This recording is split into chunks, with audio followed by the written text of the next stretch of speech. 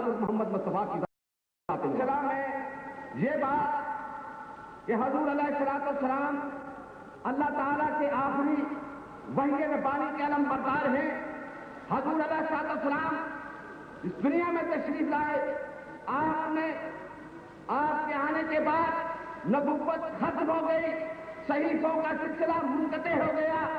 وحی ربانی کا سلسلہ بند کر دیا گیا. گویا ہم یہ کہیں گے کہ حضور علیہ السلام کی ذات مبارکہ جو ہے تمام انبیاء کرام جو کچھ تعلیم لے کر آئے, تمام انبیاء کرام جو رشد و ہدایت کا مجموعہ لے کر آئے, حضور علیہ السلام تمام انبیاء کی تمام تعلیم کا جو ان کی جزوی طور پر لائے, اس کی اجتماعی کیفیت, اس کا اجتماعی پروگرام, اس کے اجتماعی اراد و مقاصد حضور علیہ السلام کی ذات مبارکہ کے ساتھ وابستہ ہے. وہ 1,24,000 سمندر میں یا اس سے کچھ زیادہ کم جو اپنی زندگی میں پیغام پہنچائے, ان کی سیرت, ان کے پیغامات کو اگر ہم اکٹھا کریں تو ذات محمد وہاں جلوہ نما ہوتی ہے, حضور کی ذات وہاں جلوہ نما لگاتی ہے. اس سلسلہ میں آپ حضرات کے سامنے یہ بات عرض کر دوں کہ اللہ تبارک و تعالیٰ نے تمام انبیاء کرام کی صفات کلی ذات محمد مصطفیٰ میں جلوہ گر فرمایا. حضور تمام انبیاء کی سیرت کے حامل ہیں. اور یہاں یہ بات آپ کے سامنے یہ میں پیش کرتا چلوں کہ ایک انگریز جرمن فلاسفر نٹشے اپنی کتاب میں لکھتا ہے, یوں تو ہمارے مفکرین نے نبی کریم کی بارگاہ میں اپنے عقیدت کے نذرانے پیش کیے ہیں, تحریریں پیش کی ہیں, تقریریں ہوئی ہیں, اور حضور کی حیات طیبہ کے متعلق بہت سی معنی خیز باتیں ہر زمانے میں کہی گئی ہیں, ہر زمانے میں تحریر کی گئی ہے. یہ سلسلہ اتنا نامتناہی ہے کہ دنیا لکھتی رہے گی, افکار و خیالات حضور کی حیات پاکیزہ پر ہوتے رہیں گے, تحریریں چلتی رہیں گی, تحریریں ہوتی رہیں گی, خیالات جو ہیں وہ ان کا اعلان ہوتا رہے گا, لیکن سیرت مصطفیٰ کی تکمیل نہیں ہو سکے. کوئی شخص اس کی کاملاً تشریح و توضیح نہیں کر سکے گا. مجھے یہاں یہ بات آپ کے سامنے عرض کرنی ہے. نٹشے اپنی کتاب جینیالوجی آف مارلز میں لکھتا ہے, ادر یونیورسٹی نے اس کو شجرۃ الاخلاق کے نام سے چھاپا ہے, اور یہ جرمنی کی یونیورسٹی میں اس کتاب کو جینیالوجی آف مارلز کے نام سے کو شائع کیا گیا ہے. اس میں نٹشے لکھتا ہے کہ میں نے سارے انبیاء جن کی سیرت میرے سامنے ہے, جن کی حیات اور جن کی کوششیں میرے سامنے ہیں, میں ان کو جب مطالعہ کرتا ہوں تو میرے سامنے جب عرب کے بادیہ نشین جس کو محمد کہتے ہیں صلی اللہ تعالی علیہ وسلم, جب ان کی حیات طیبہ کے متعلق میں پڑھتا ہوں تو میں یہ پاتا ہوں آپ کی تعلیمات سے کہ زندگی کا کوئی شعبہ نہیں جس کی تکمیل تعلیم محمدیہ سے نہ ہو. زندگی کے ہر شعبے کی تکمیل ہوتی ہے. تو اس سلسلہ میں یہاں میں آپ کے سامنے یہ بات عرض کرتا چلوں, میں نے آپ سے یہ بات کہی ہے کہ حضور علیہ السلام جہاں آپ اللہ کے آخری پیغمبر ہیں, حضور علیہ السلام منبع ہے رشد و ہدایت کا, حضور منبع ہے شریعت کا, حضور منبع ہے حقیقت کا, حضور منبع ہے طریقت کا, حضور منبع ہے عرفان الہی کا. جو کچھ اگر آپ پائیں گے, جو کچھ آپ کو ملے گا, جو کچھ آپ پائیں گے وہ حضور علیہ السلام کی تابعداری سے پائیں گے, حضور کے اتباع سے پائیں گے. تمام جتنے بھی برگزیدہ اور اولو العزم شخصیتیں اس دنیا سے ہو چلی ہیں, انہوں نے اپنی تحریرات میں اور اپنی ملفوظات میں یہ بات علی الاعلان لکھی ہے کہ ہم نے جتنے بھی فضائل اور مناقب اور درجات پائے ہیں وہ حضور علیہ السلام کی شریعت کے اتباع سے پائے ہیں. یہ کمالات, یہ فضائل, یہ درجات جو ہیں سرکار دو عالم کی شریعت کے اتباع سے ہمیں نصیب ہوئے ہیں. اس لیے میں یہاں یہ کہہ دینا چاہتا ہوں کہ اللہ تبارک و تعالیٰ کی کاملاً توصیف و تعریف ذات محمد میں موجود ہے. اس کے متعلق محی الدین ابن عربی نے اپنی کتاب خصوص الحکم میں لکھا ہے، وہ لکھتے ہیں کہ محمد، اس میں محمد جو ہے اس کی تشریح و توضیح میں لکھتے ہیں کہ محمد کے میں نے ہے بار بار تعریف کیا ہوا، جس کی ہر زمانے میں تعریف کی گئی ہو، اور پھر تعریف بھی اللہ تبارک و تعالیٰ کی ذات پاک فرما رہے ہیں۔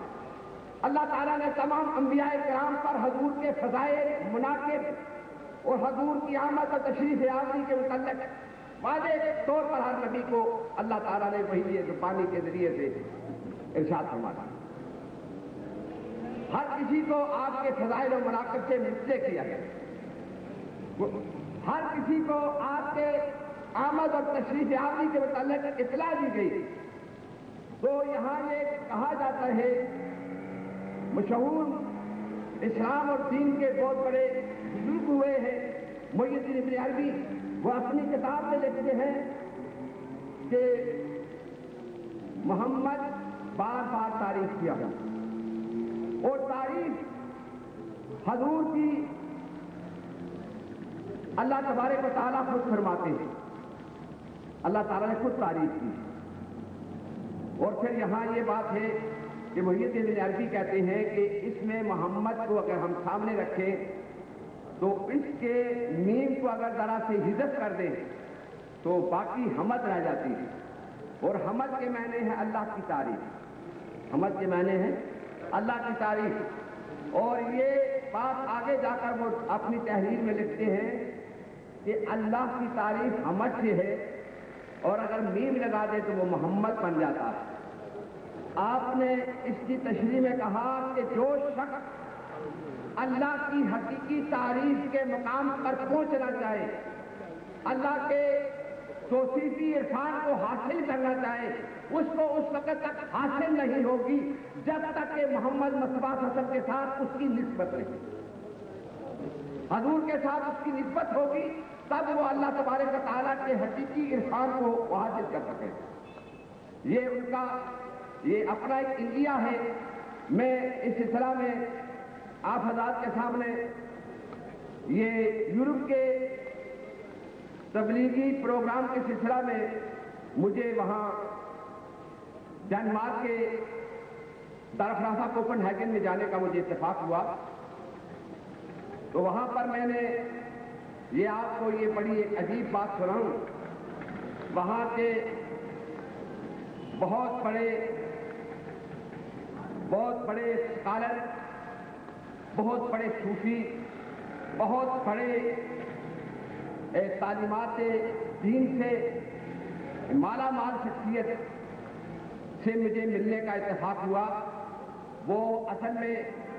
انگریز ہیں، لندن کے رہنے والے ہیں، اور بہت بڑے ان کی تعلیم ہے، عربی زبان کی بھی تعلیم ہے اور انگریزی جو ہے ان کی مادری زبان ہے۔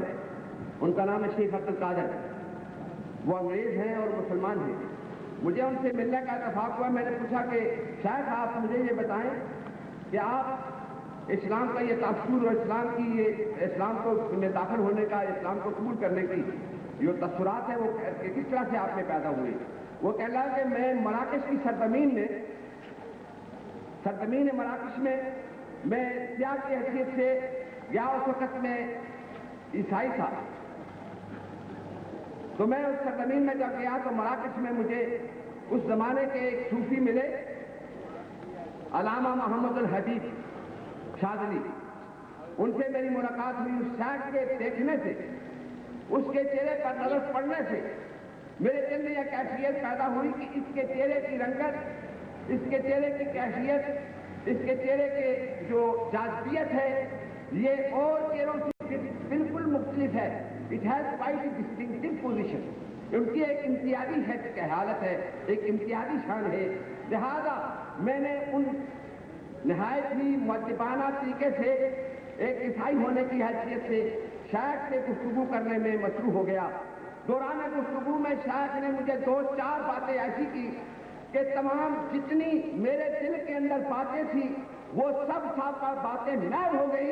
اور شیخ کی ہر کلام نے میرے دل میں جگہ لے لی۔ اور پھر تھوڑی سی ٹائم اور تھوڑے سے وقت میں ان کے ہم کلام ہونے کے بعد مجھے یہ اعتراف کرنا پڑا کہ نبی کریم صلی اللہ علیہ وسلم کی غلام حقیقی جو ہے کو اللہ تبارک و تعالیٰ نے ایک نرالی شان دی ہوتی ہے اور ان کے چہرے سے ایک ایسی قسم کی لائٹ اور نورانیت عطا ہوتی ہے جو دوسرے انسان کے جذبے تروح میں پہنچ کر اسے بھی روشن و منور کرتی ہے۔ لہذا میں نے ان شاعر کے دیکھتے ہی ان کے حق پر کلمہ پڑھا مسلمان۔ اب وہ شیخ عبد القادر جو ہے، میں نے ان سے پوچھا، well Sheikh I want to know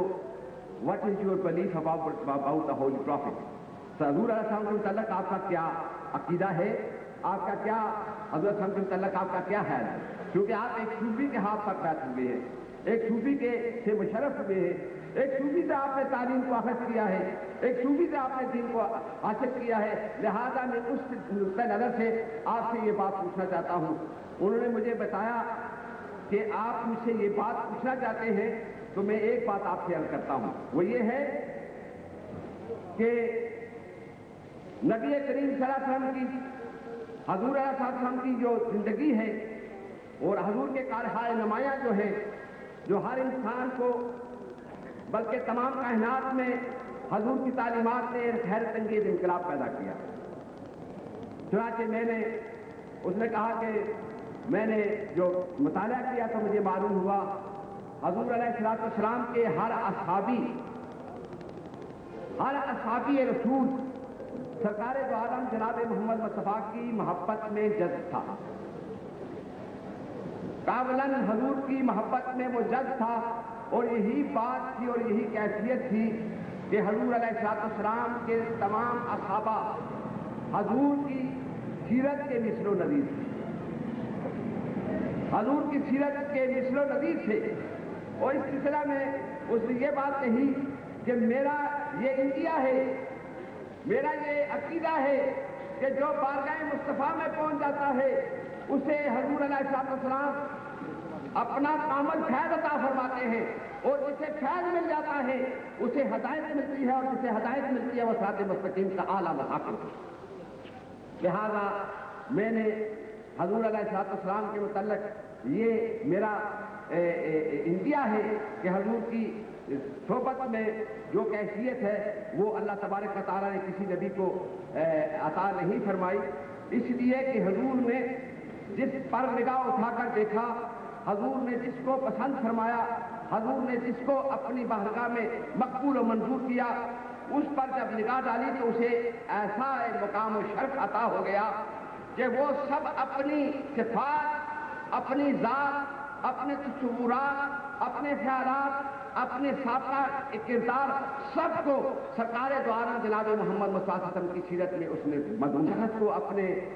زندگی کے متعلق محاسبہ کرنا چاہیے، اپنے زندگی کے متعلق محاسبہ کرنا چاہیے کہ اس کی زندگی کیا ہے اور کس طرح سے اسے زندگی گزارنی چاہیے، کہاں تک وہ پیروی، حضور کی شریعت کی پیروی کہاں تک وہ کر رہا ہے۔ جب اس میں یہ قوت پیدا ہوگی تو میرا خیال یہ ہے کہ انفرادی طور پر ہر انسان اگر حضور کے اس پیروی میں، حضور کی اتباع میں محو ہو جائے تو یہ میرا خیال یہ ہے کہ کثیر تعداد میں اس کی اصلاح ہو سکتی ہے۔